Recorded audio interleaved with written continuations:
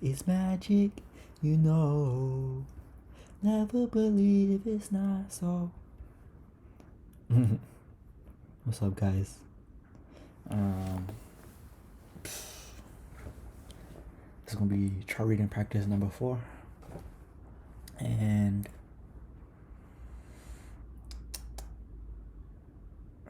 in honor of the Scorpio moon, we're gonna be doing a Scorpio reading today, and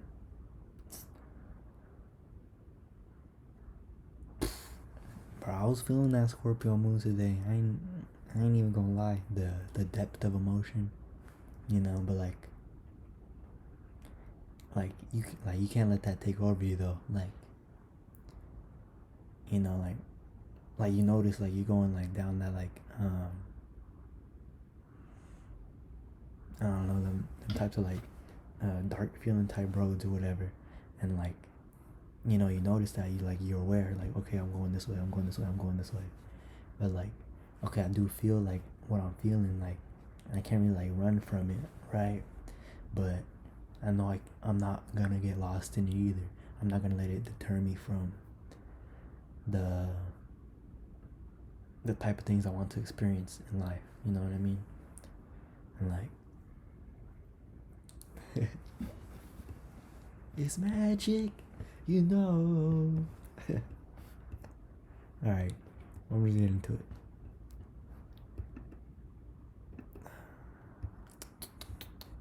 It's magic, you know. Alright, the mouse was right here, so I'm gonna pick him. I mean her. I was looking at Drake. Say him. He's I'm gonna do her. Damn, that's gonna be hard.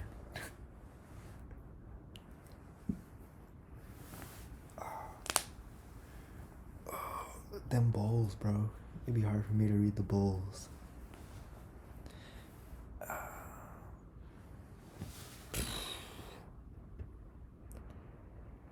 Mississippi. I'm zooming on this. I'm zooming on it. Never believe it's not so. It's magic, you know. Never believe it's not so. It's magic, you know. That's pretty crazy. Pluto conjunct Mercury in Scorpio, conjunct Mars in Scorpio. Very powerful speaker. Tapping into the depths of people's psychology, being that probing influence, poking around in there, and knowing how to do that in order to get what she wants. You know what I mean? Due to Scorpio being that type of that Martian energy, that the nighttime Martian energy, very strategic, very mapping out what needs to be done, but mapping out what needs to be done in the psychological type of way, accounting for both physical and non-physical things.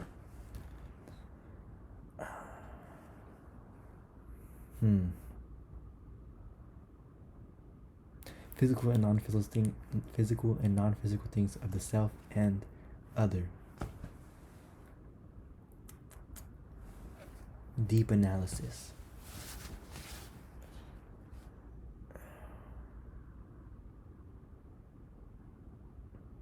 And then with that Jupiter conjunct the Sun, it's the outer sign conjunction. So the Jupiter in Libra, it's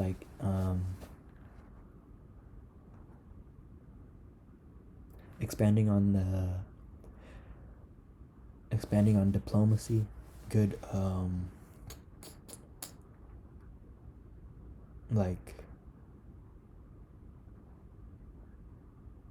want to say social butterfly, but I don't think that's really the right word I'm going for.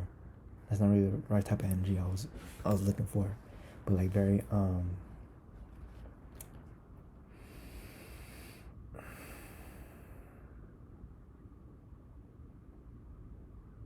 able to network. That's still an Aquarius word though, So like, I mean, she got Moon in Aquarius, so, and Saturn there too. So I mean, that fits in there in her configuration somewhere. But for the Jupiter and Libra, that's like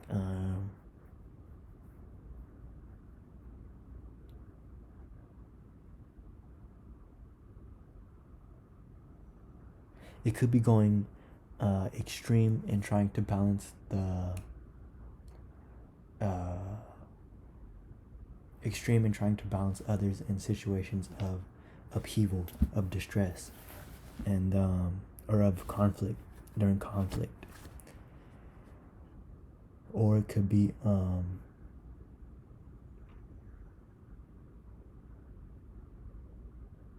like people pleasing in a certain sense. But the chart doesn't give me people pleasing type of vibes, not at all. With that Mars, Pluto, Mercury conjunction in Scorpio, she gonna get what she wants, one way or another. And Venus in Libra too. Oh, dude, with the MC right there. Oh, dude, anything she wants, it's like that, bro. She got it. She got it. Cause she could plan out, like plan out her ways of getting what she wants. Person, place, thing, whatever, right? With all that Scorpio energy, and being a very effective communicator to get that. With Mercury conjunction Pluto, tap into the depths of psychology, like I've already said, and that Martian energy being able to push through and really get her point across. And then I heard, who was it? Gemini Brown. He said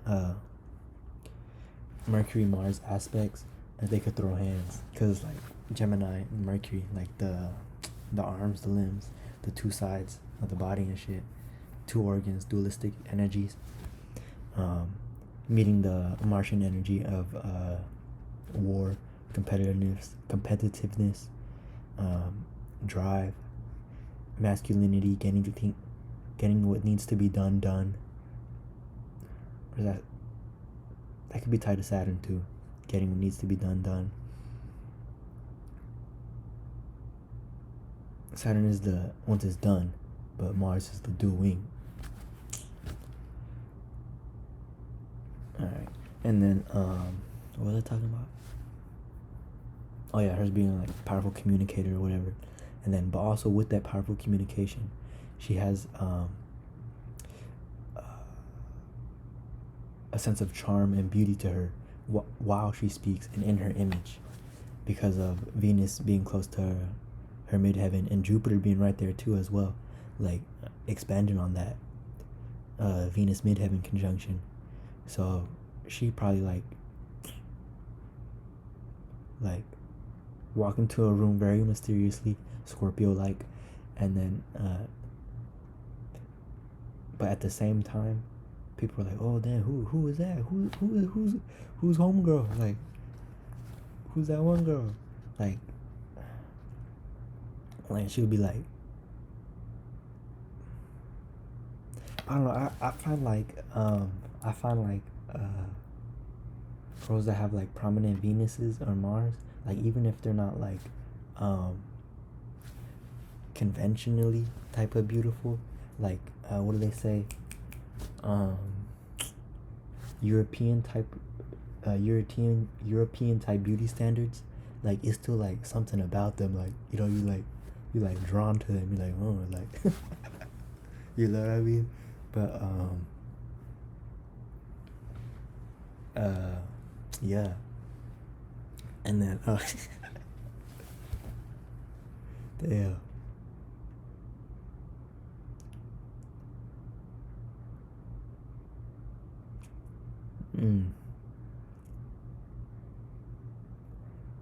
And then with all that drive for action, drive for getting what she wants, being able to please others while she does that, being able to charm your socks off, you know. She has that Moon Saturn conjunction in Aquarius.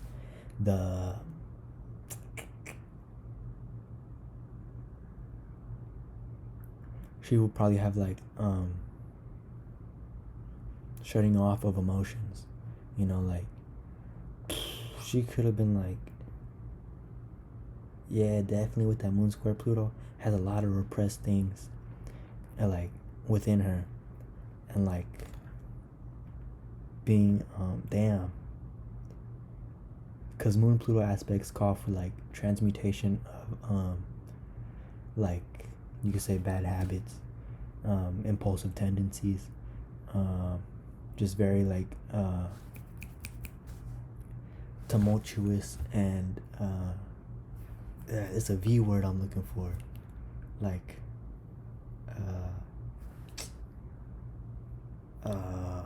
fuck, tumultuous, like just like very very okay, I'll say this, very charged emotions. We'll just say that. I can't find the V word, but right now, but yeah, very charged emotions, like, but it's like feeling very deeply and then holding on to that, and then so it's like once you hold on to something like that, whenever little things come up, like it adds more, it adds more, it adds more. It's like a piece of bubble gum, right? You're still chewing on one piece, right? But then you get another piece, bubble gum gets bigger. You're chewing on those two pieces, you get another piece, bubble gum gets bigger. Soon enough, you can be like, ruh, ruh, ruh. Your mouth gonna be full of bubble gum, right? And you gotta spit that out. Ain't no way you can chew up like 50 pieces of bubble gum, bro. You gotta spit it out, bro. Like, that's the ridding, the waste, the of Pluto. You know what I mean? Like transforming, like killing off something, pushing it away.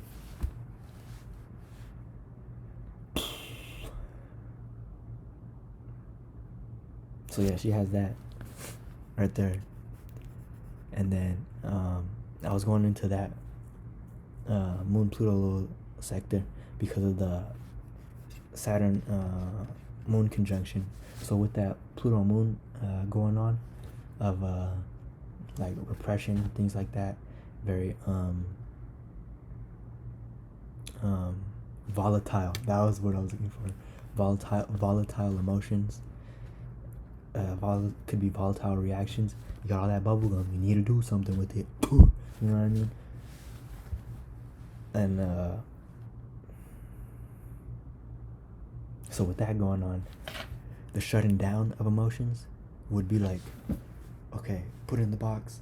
It's repressed, and then throw that box over the fence. I won't see it no more. Now I can go by and then get what I need to get, meet the desires I need to meet. Stellium and Scorpio is Pluto, Mercury, and Mars. And the sun ain't really part of the stellium, but it's in Scorpio, so like it's still carrying out similar principles. So yeah, getting her desires met, and then with that baggage thrown over the fence, disregarded. But sometimes it'll still get built up and still cause for like explosive emotions because of that bubblegum analogy I was telling about, the adding of it to that one bubblegum. I don't know, that's like the easiest example I could come up with. But like what the fuck was I saying? Oh yeah, throwing that shit over. And then meeting her desires, because it's also a thing of Moon Pluto aspects. And then I guess more so for the hard aspects and the conjunctions. I don't know, I still gotta do more research on that, and like personal type research, but like with people, like real people. But damn, what was my point before I made that little statement? Oh yeah, the Moon Pluto could play out like the conscious actions that are made based off of the repressed emotions the the stuff that's gets pushed down, not wanting to deal with the volatile emotions.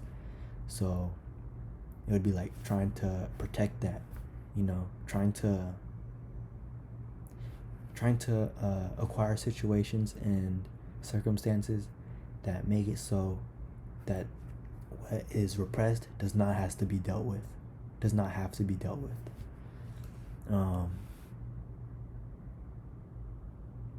so that only adds to like the very secretive closed offness of this chart, of this person. Possibly because I mean, who knows, she could like know how to work with that very well. But I don't think so. um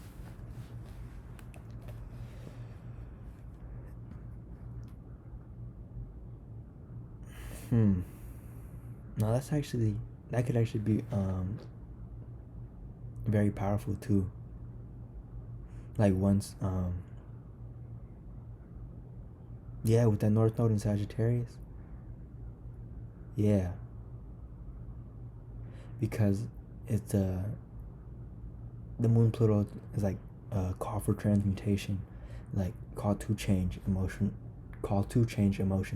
emotional states, and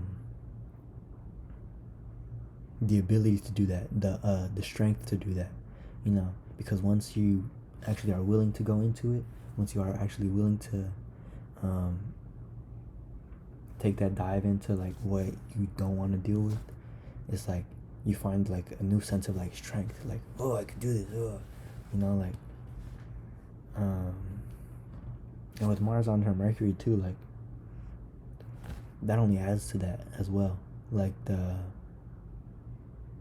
way she would process information in her own internal travels and discoveries, like she would very much know how to use what she has found in herself. Like I don't think it would be a thing of like when she like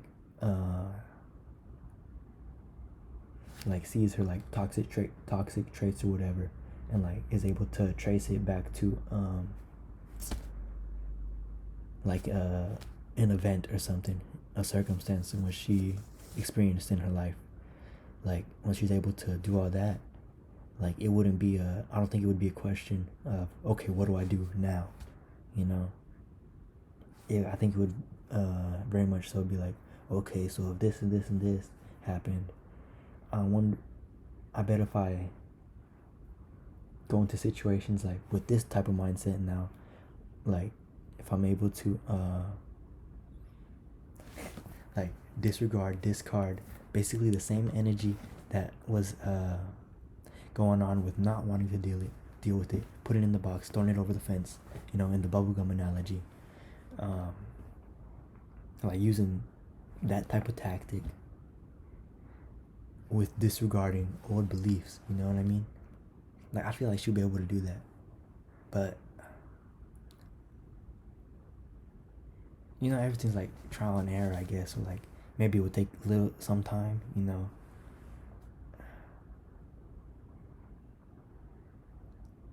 then yeah, it would take time. Like shit takes time, bro, I guess.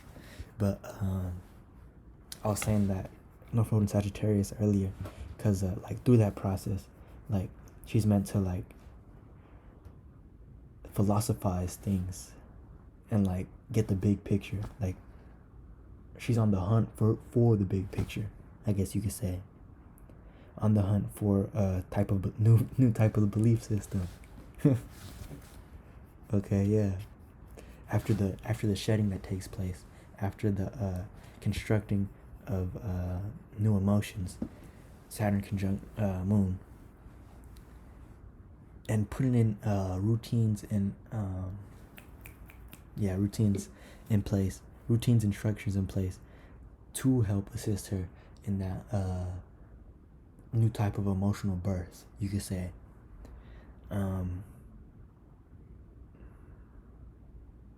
Would help her in that North Node area. I forgot the words I said before that, so I just like went on with those other words. I don't know if that sentence made sense. But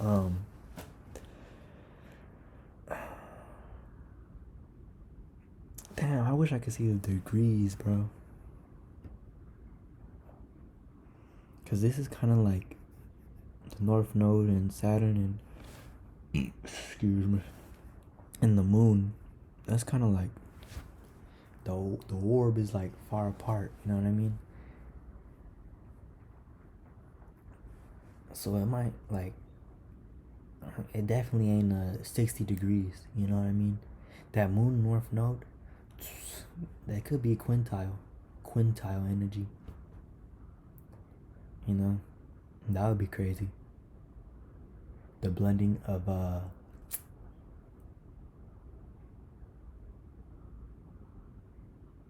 the feminine, the blending of the divine feminine and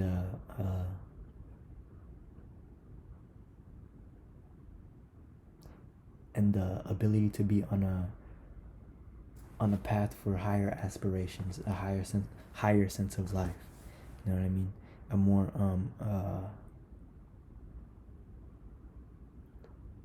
a more evolutionary type path. The blending of evolution and divine femininity. Damn, that's hard. Damn, that's pretty cool. Huh. What's that Chiron and Virgo doing? Cause it's like, I guess it's still part of the bull, bro. It's still going like that. It's just like not as close to like right here. Like this is like, bro, this looks like a what do they call that? Like a baby car seat or like a carriage or something. Like that.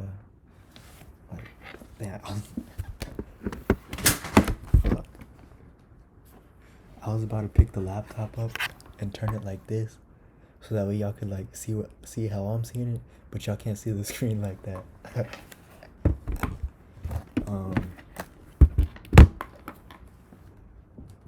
Alright, but yeah, just like turn your head like that, and like it looks like a little like carriage or something, like a stroller, you know, like a cradle. I don't know, maybe I'll think of something that correlates later on, but I think that's kind of interesting. Because really, before, like, whenever I first started looking at charts, I was like this was like a while ago, but like before, like, I was able to like read it like kind of okay, you know, pretty good. Just okay.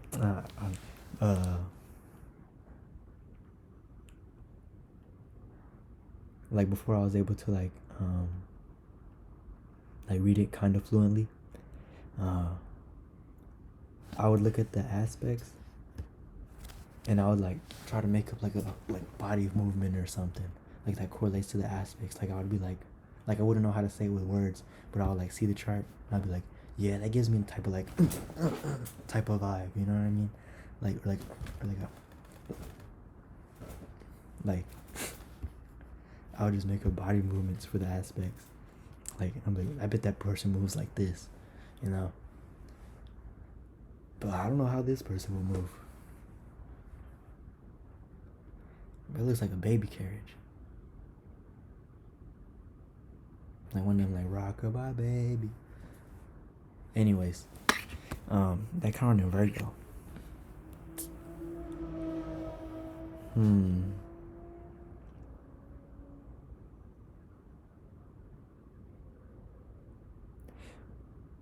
A wounding around like routines. A wounding around criticism. A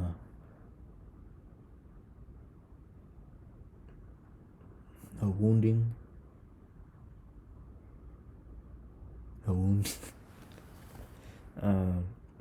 After I said a wounding around criticism, I was like, damn, that probably has something to. I mean, it all weaves together like for a reason, but like that made me think of the Moon Saturn conjunction in Aquarius again, because of like, damn, I didn't even think about it, the Moon Saturn conjunction being in Aquarius, because that only adds to like the like isolation type energy, like being in their own world type, like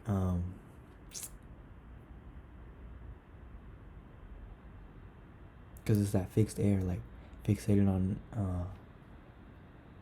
like your own type of logic and communication, you know.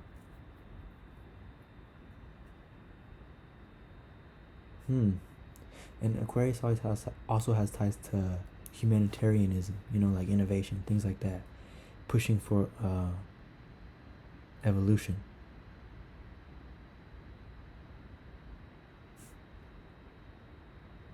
Good thing she has that Moon Pluto square, pushing for evolution, helps her on her path.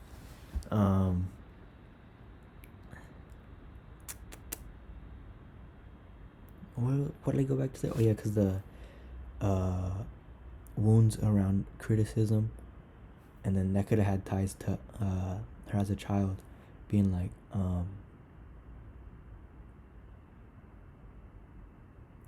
emotionally closed off from the mother due to type of criticism. That may be a reach, but I don't think so.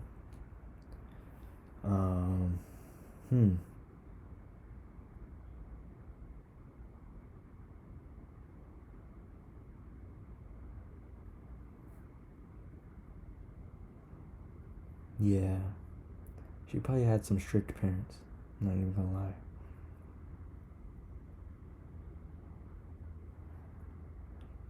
Nah, but she probably did have strict parents, but I don't think her relationship with them was that bad. Due to Jupiter trine her moon, and Jupiter trine Saturn, like there's probably disciplinary actions in place, but it wasn't like well, nah, yeah, I take back that she had a good relationship with the parents. I take that back. Well, actually, because the Pluto Moon square has issues around mothering, and just like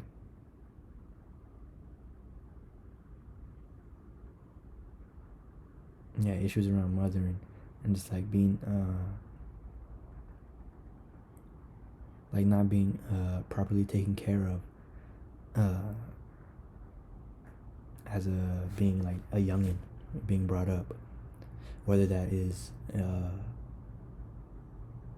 in a physical way, mental way, emotional way, you know, or even if like things seem fine, like it's still a perception that the chart bearer has, you know.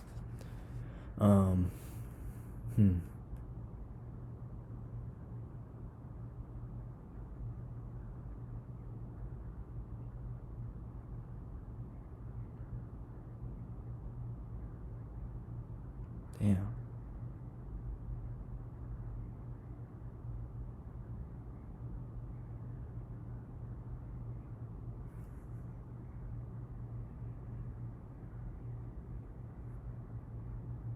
Damn, in that Uranus square Jupiter, Uranus conjunct Neptune square Jupiter.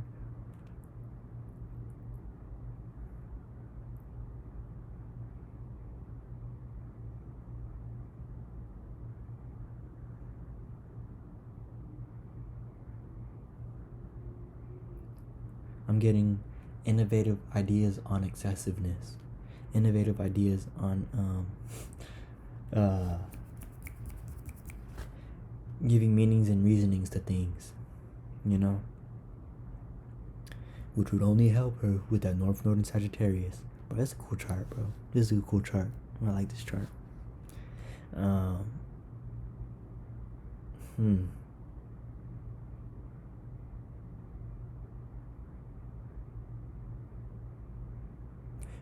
The Uranus Neptune conjunction square Jupiter is like learning how to implement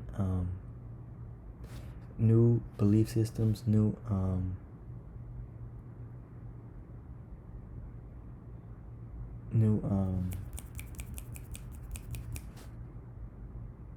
I want to say like downloads type energy due to from the Neptune energy square in Jupiter. So like when she would be given meanings and reasonings to things, like to her experiences of interactions due to it being in Libra, her experiences of interactions, it would be like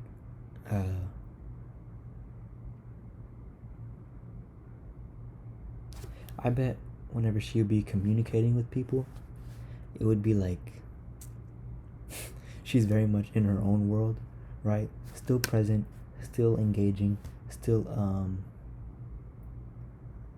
not like giving off any signs that she is in her own world, but she is all analyzing you like on a psychological level, and like seeing like every place you're coming from, getting like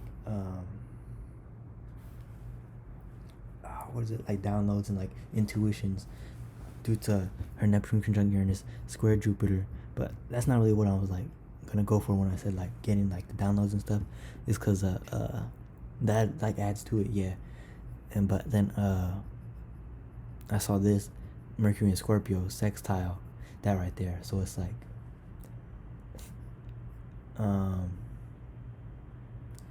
as she is analyzing things, as she is deciphering and like seeing where people are coming from like a psychological standpoint, she's able to like see things in the density, like see physical matters, and see like where things are headed, as well as in conjunction with the psychological natures.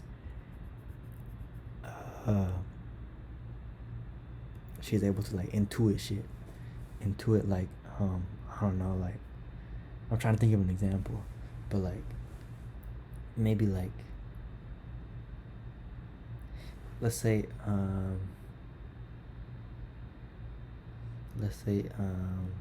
somebody's like talking about like uh yeah man, I just like look bro, because I had two examples, I didn't know which one to pick, so I was juggling them in my head. But okay, let's say like somebody's like, yeah bro, I ain't ate no cookies in like 2 weeks, you know, but like she's over there analyzing, you know, like everything, like you could tell like by the person's like tone of voice, like that they're lying. Then she sees a cookie crumb on their shirt, but like, motherfucker, you just ate a cookie like right before you walked in the room, and you try and tell me you ate no cookies in a week. Like that's a dumb example, but like, you know, like just picking up on stuff. But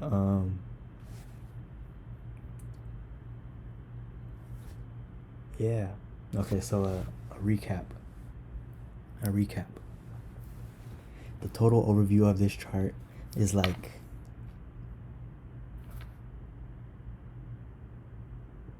learning how to use the process of disassociation from feelings as a tool to give birth to new feelings. So like once she works through what is repressed, is thrown over the fence. I said in like the previous example with the bubble gum, excuse me, and chewing it, like it being built up so much, and then just alright, throw it out there. That's just things built up so much. When she learns how to like use that same type of energy for like once after she goes through that emotional baggage type of things,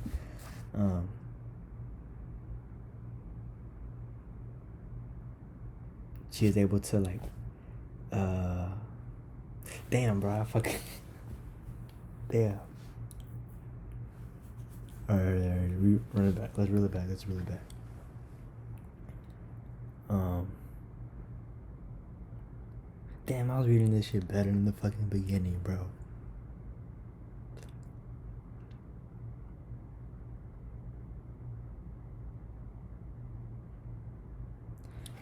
I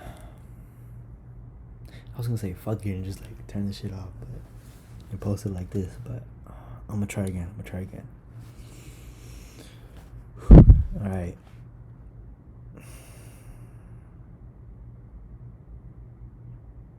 So she is learning to transform her emotional stance on things, her emotional states, and give find a new path of meaning and reason. Find new paths of meanings and reasoning. Find a new path of find a new higher type of path to be on from that journey of like changing up emotions, getting rid of emotions, things like that, and using her charm as a way to kind of share that with the world, you know, just basically just share her experiences.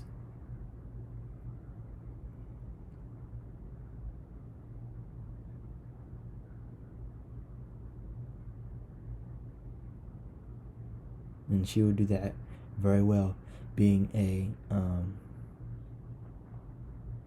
good communicator that taps into the psychological depths of people and really kind of get people riled up, you know what I mean, with that Mars conjunct Mercury, like being able to tap into people's inner world with all that energy also squaring the moon, having contacts with the moon. So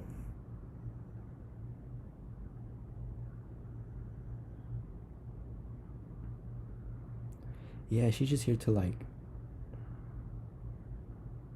shed light on the shedding of emotional weight and being light and free and able to travel.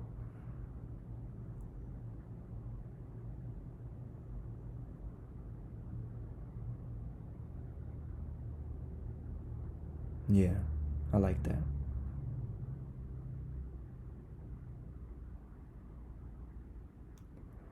Yeah, we're already 40 minutes in. 37:56.